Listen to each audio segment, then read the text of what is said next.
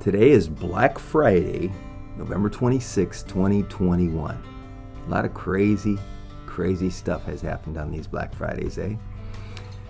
Our world is kind of cuckoo right now. This pandemic has been the big hairy deal of our generation. However, every generation has had a big hairy deal. I'll just speak as an American for a moment, but this is true the world over.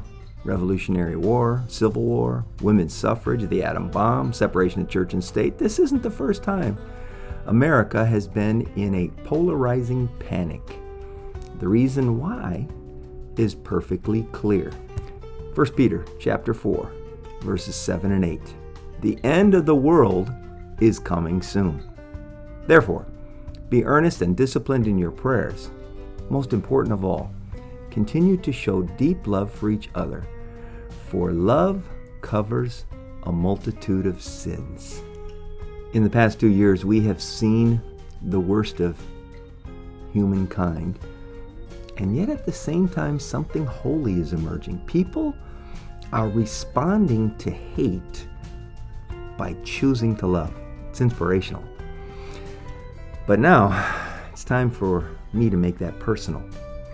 1 Peter chapter 4 challenges me to ask, how am I going to respond to the people in my life that are hard to love? The command from God is really quite simple. Continue to show deep love for each other, for love covers a multitude of sins. Simple. But as we know, simple does not mean easy. So how does loving someone cover their sins? Loving someone doesn't make their sins acceptable, nor does it take away their responsibility for their sins before God.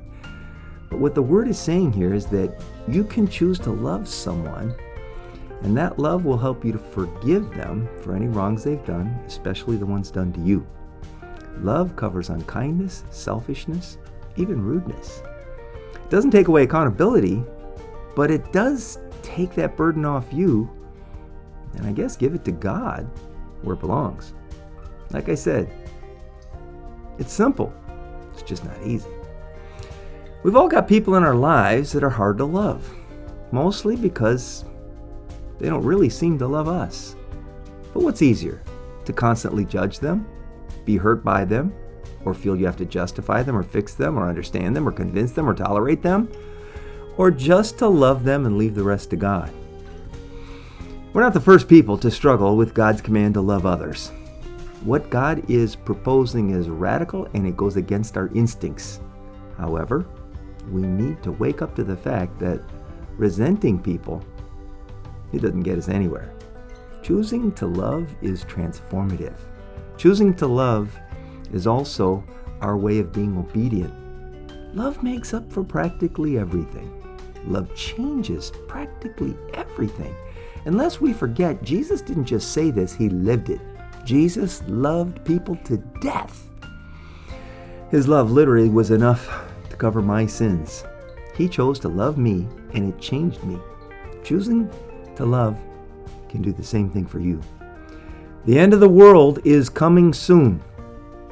The pragmatist in me says, I can't change the whole world, but I can make a difference in my world. My choosing to love rather than hate absolutely makes my world different. A little side note about today's passage that grabbed me is the fact that it's not written by the Apostle John, the disciple whom Jesus loved, nor is it written by the Apostle Paul, who gave us the love chapter of 1 Corinthians 13. It's written by Peter, the relational bull in a china closet. Peter, who wrote this chapter, is not the same Peter who cut off Malchus's ear.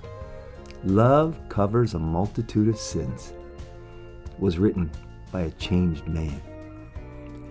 Change must start with me. I may not be able to change you, but I absolutely can change me. God, you are love. Continue your transformation in me so that I will be more loving. If someone I have not loved in the past should see this video, I pray that they will see I have changed.